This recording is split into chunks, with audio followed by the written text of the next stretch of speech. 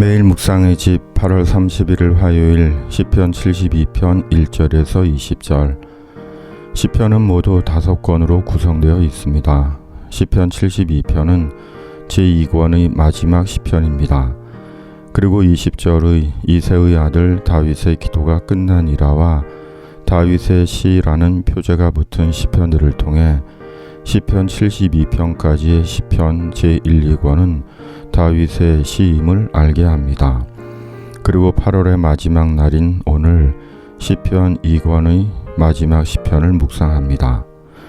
다윗은 먼저 다시 하나님이여라고 간절히 하나님을 부릅니다. 다윗은 시편에서 끊임없이 하나님이여 여호와여를 반복합니다. 참으로 하나님을 향한 다윗의 마음이 얼마나 간곡한지를 보게 합니다. 인생을 살며 간절함과 간곡함이 없는 사람은 없습니다.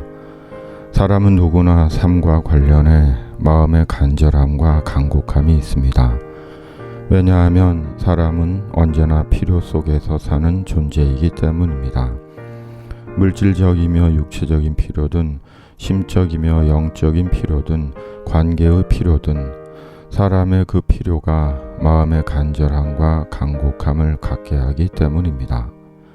그러기에 만일 사람 중에 간절함과 간곡함이 없는 사람이 있다면 그는 인생에 아무런 아쉬움이 없는 사람이거나 아니면 이미 어떤 초월의 경지에 도달한 사람이거나 아니면 아예 생을 포기한 사람이거나 아니면 사람에게 필요한 궁극의 소망을 모르는 사람인지도 모릅니다. 하나님은 우리의 간절함이십니다. 하나님은 우리의 간곡함이십니다. 왜냐하면 하나님은 사람을 지으신 분이시고 사람의 모든 필요와 만족과 응답이 하나님께 있기 때문입니다. 그러므로 하나님은 언제나 우리의 간절함이며 간곡함이십니다.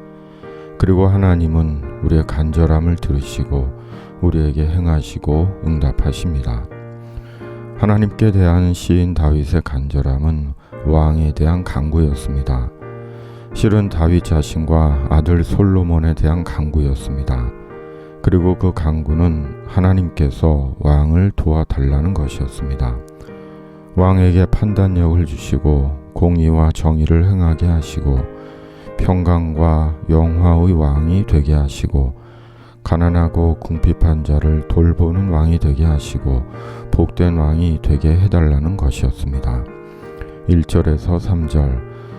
하나님이여 주의 판단력을 왕에게 주시고 주의 공의를 왕의 아들에게 주소서. 그가 주의 백성을 공의로 재판하며 주의 가난한 자를 정의로 재판하리니 의로 말미암아 산들이 백성에게 평강을 주며 작은 산들도 그리하리로다. 10절에서 13절. 다시스와 섬의 왕들이 조공을 바치며 스바와 시바 왕들이 예물을 드리리로다. 모든 왕이 그의 앞에 부복하며 모든 민족이 다 그를 섬기리로다. 그는 궁핍한 자가 부르짖을 때 건지며 도움이 없는 가난한 자도 건지며 그는 가난한 자와 궁핍한 자를 불쌍히 여기며 궁핍한 자의 생명을 구원하며 17절에서 20절. 그의 이름이 영구하며 그의 이름이 해와 같이 장구하리로다. 사람들이 그로 말미암아 복을 받으리니 모든 민족이 다 그를 복되다 하리로다. 홀로 기이한 일들을 행하시는 여호와 하나님 곧 이스라엘의 하나님을 찬송하며 그 영화로운 이름을 영원히 찬송할지어다. 온 땅에 그의 영광이 충만할지어다. 아멘 아멘. 이새의 아들 다윗의 기도가 끝나니라. 세상에는 왕이 되겠다는 자들이 많습니다. 국민들의 지도자가 되겠다고 하는 자들이 많습니다. 그런데 문득 그들은 어떤 마음으로 나라의 리더가 되겠다고 하는 것인지 그 마음에 들어가 보고 싶을 때가 있습니다. 국민의 지도자가 된다는 것이 무엇인지는 알고 있는지 물어보고 싶을 때가 있습니다. 한 나라의 지도자가 된다는 것, 한 공동체의 책임자가 된다는 것, 하루아침에 되어지는 것 아닙니다. 술수와 편법과 음모와 억지로 되는 것 아닙니다. 거기에는 사랑과 공동체를 위하는 마음은 없습니다. 왜곡되고 숨은 자기 욕심과 이기심만 있을 뿐입니다. 한 나라의 왕은 하나님 앞에서의 왕입니다. 공동체 리더는 하나님 앞에서의 리더입니다. 이것이 다윗처럼 리더 스스로 인식하고 있어야 하는 지도자의 영적 의식입니다. 왜냐하면 하나님은 살아계시고 역사의 주관자이시며 마침내는 반드시 하나님 앞에 서기 때문입니다.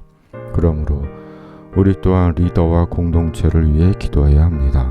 특히 이 전환의 시기에 하나님을 두려워하는 리더와 나라가 되게 해달라고 기도해야 합니다. 참으로 사람들이 예수님으로 인해 복받기를 바랍니다. 인생의 소망과 의미를 발견하고 위로와 살아갈 용기를 얻기를 바랍니다. 외롭지도 쓸쓸하지도 않기를 바라고 가난하거나 궁핍하거나 병약하지도 않기를 바랍니다. 주님께서 인생 속에 기이한 일들을 행해 주시기를 기도합니다. 왜냐하면 예수님이 인생의 주인이시기 때문입니다. 구원의 주님이시기 때문입니다. 그리고 우리가 주님 안에서 주의 진리를 위한 작은 통로가 되기를 기도합니다. 8월을 보내며 그 여름의 끝이라는 시집 한 권을 샀습니다. 그 여름의 끝에서 시인은 썼습니다. 그 여름 나는 폭풍의 한가운데 있었습니다.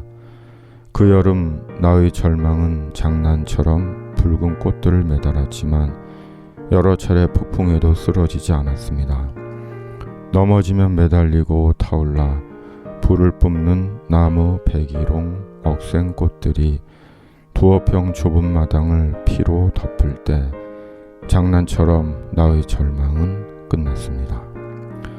주님, 8월의 끝과 함께 시편 2권을 마칩니다. 그리고 9월과 함께 다시 새로운 시작을 맞습니다. 말씀의 여름을 버틴 것처럼 말씀의 가을을 풍부함으로 맞이하게 하여 주시옵소서. 하나님이여 주 예수여 속에 우리의 모든 간구를 담아내게 하여 주시옵소서. 집에 있는 교회 매일 묵상의 집이 주의 말씀과 진리의 통로가 되게 하여 주시옵소서. 예수님의 이름으로 기도드립니다. 아멘.